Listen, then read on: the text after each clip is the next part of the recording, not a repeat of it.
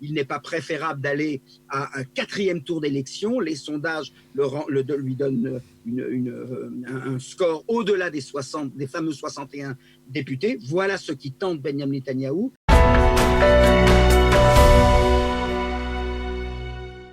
Denis Charbit, bonjour, Boker Tov. Bonjour.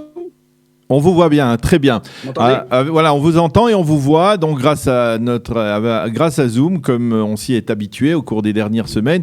Alors, on va parler ensemble des deux crises importantes, mais on va commencer par la crise politique. Le président a accordé, de manière, il faut bien l'avouer, assez exceptionnelle, rarissime, je ne crois pas qu'il y a des précédents dans l'histoire politique de l'État d'Israël, une rallonge de 2 jours seulement à Benyamin Netanyahou, à Benny Gantz pour former un gouvernement. À votre avis, d'abord, est-ce que on va véritablement vers un gouvernement, et pourquoi aussi ça prend tant de temps? Alors oui, effectivement, crise politique avec des rebondissements. On peut voir que malgré la crise du corona, la vie politique a sa logique, a ses raisons, a sa sensibilité que le corona n'arrête pas. C'est vrai qu'à partir du moment où Benny Gantz a annoncé qu'il était en fait disposé à siéger avec Benyamin Netanyahou et donc à rompre le pacte qui unissait les différentes formations du parti bleu-blanc, on s'attendait effectivement à des négociations assez rapides. Or, on a vu qu'au terme des 28 jours, rien n'a été fait. En tout cas, sinon rien. En tout cas, on était près d'un accord, nous dit-on, mais pas un accord définitif. Et je pense que la raison tient essentiellement au fait que dans cette négociation entre le Likoud de Netanyahou et le parti bleu-blanc de Benny Gantz, nous n'avons pas affaire à des forces égales, quand bien même initialement dans la négociation, il s'agissait de forces égales, 33 députés, 36 députés, mais du coup, Benny Gantz se retrouve avec un peu moins de 15 députés. Et dans cette circonstance-là, et là, c'est là qu'il faut introduire la question de la crise et la gestion de la crise, qui est bien perçue par l'opinion publique israélienne, eh bien, je dirais que Netanyahou, finalement, se pose la question suivante.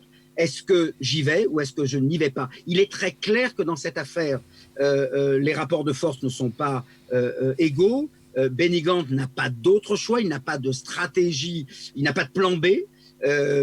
S'il échoue, si cette négociation échoue, il perd toute autorité politique. Je le vois difficilement récupérer la direction du parti bleu-blanc. Et en vérité, le vrai dilemme, il se trouve chez Benyamin Netanyahou. Est-ce qu'il signe cet accord qui, bien sûr, lui permet de rester 1 an et demi au gouvernement, à la tête du gouvernement, avec un statut d'ailleurs même amélioré comme vice-premier ministre dans la deuxième partie du mandat, qui serait donc de 3 ans jusqu'à au retour à la Knesset, ou bien, comme beaucoup de ses conseillers lui disent, comme beaucoup surtout des ministres du Likoud qui visiblement ne retrouveront pas de poste dans le prochain gouvernement à cause de la division, la parité qui a été fixée.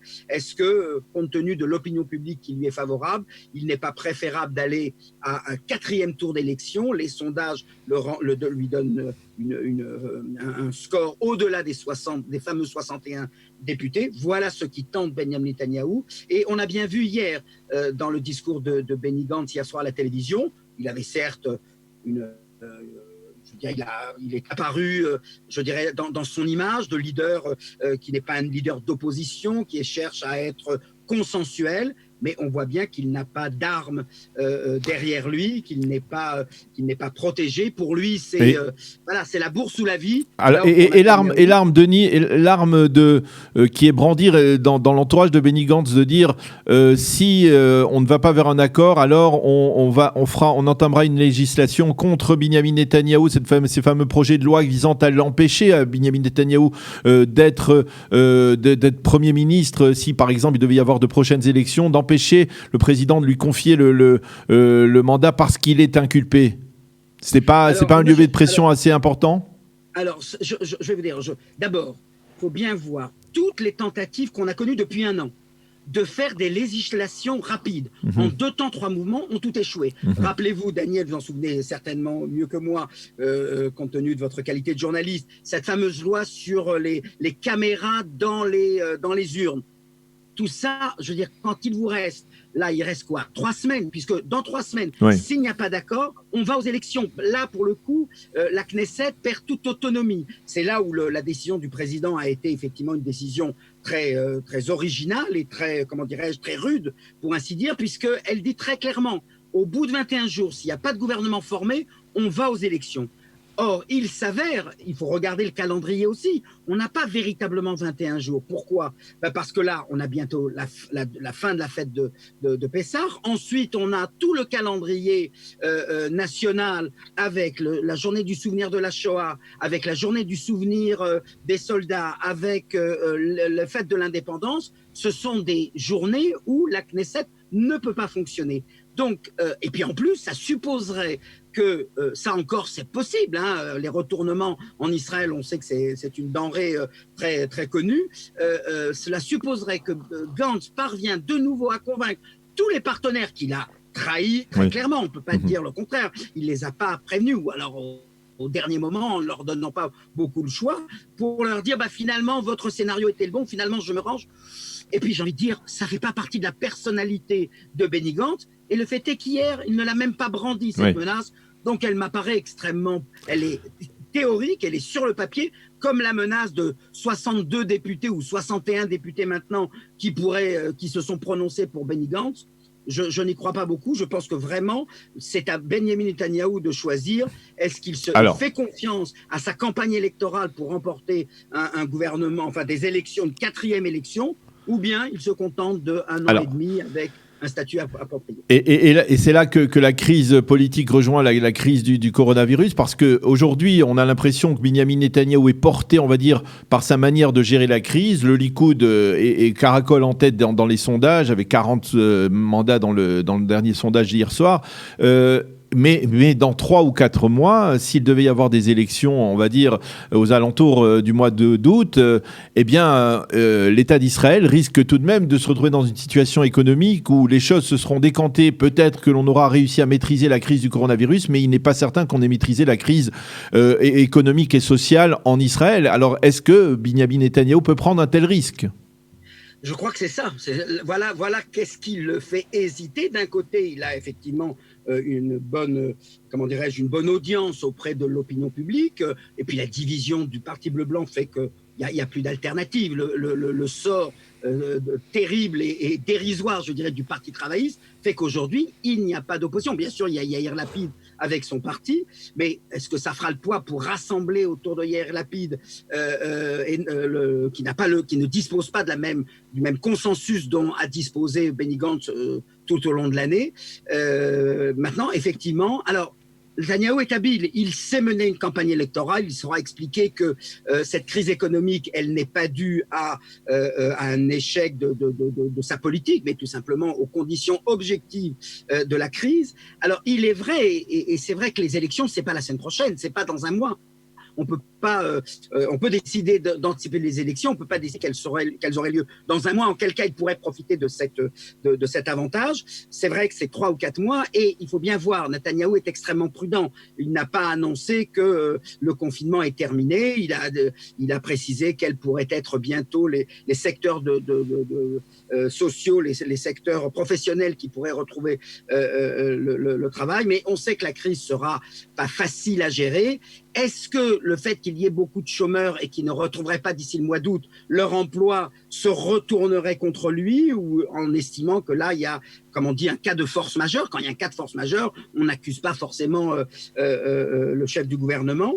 Voilà, je crois que moi, j'ai le sentiment qu'il sera prêt à faire cela.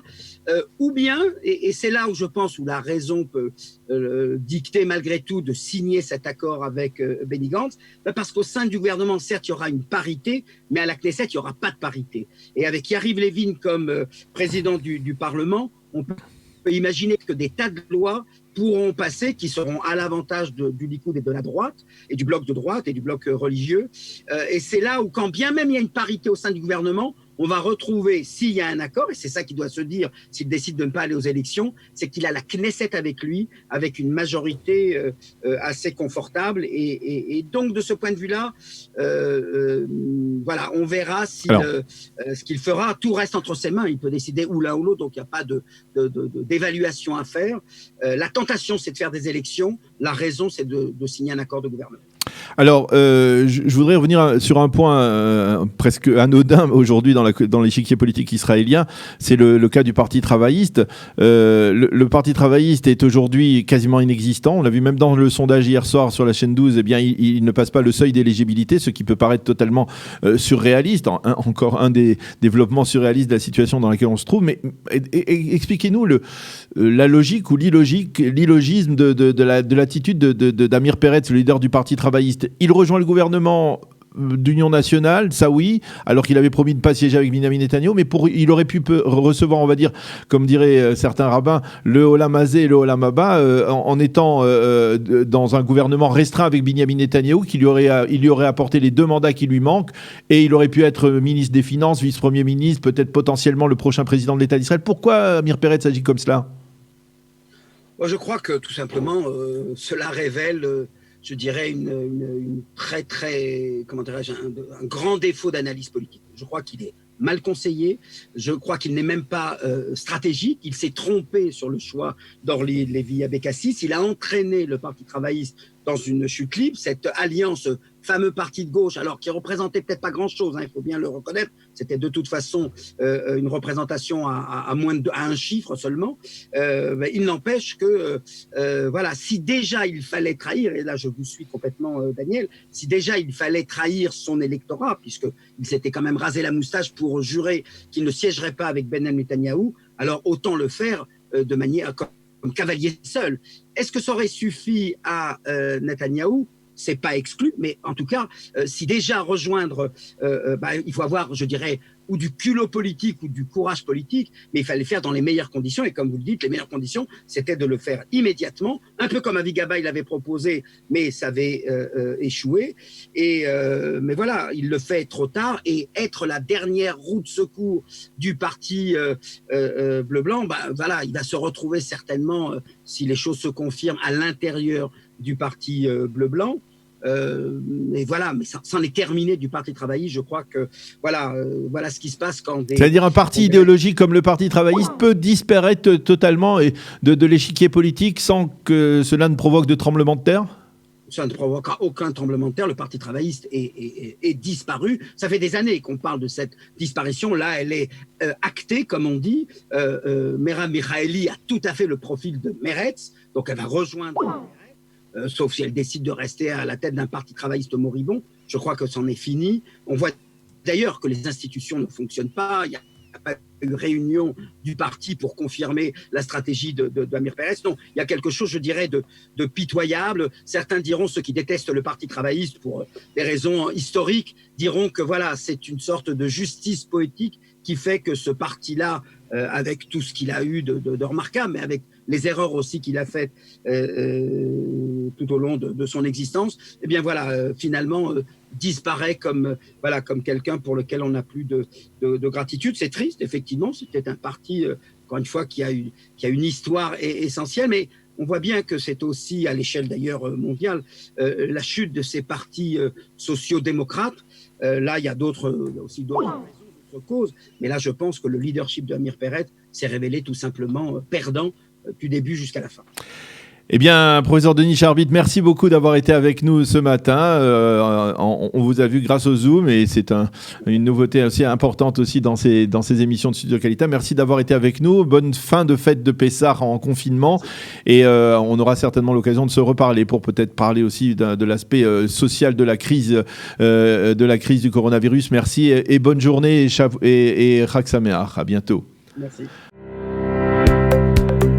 Pour tout savoir sur le coronavirus en Israël, les recommandations officielles mises à jour, les aides aux Olim et tous les services proposés par le gouvernement, les municipalités, Kalita et les associations francophones d'Israël, dans cette période de crise inédite, connectez-vous sur www.info-covid19-kalita.com.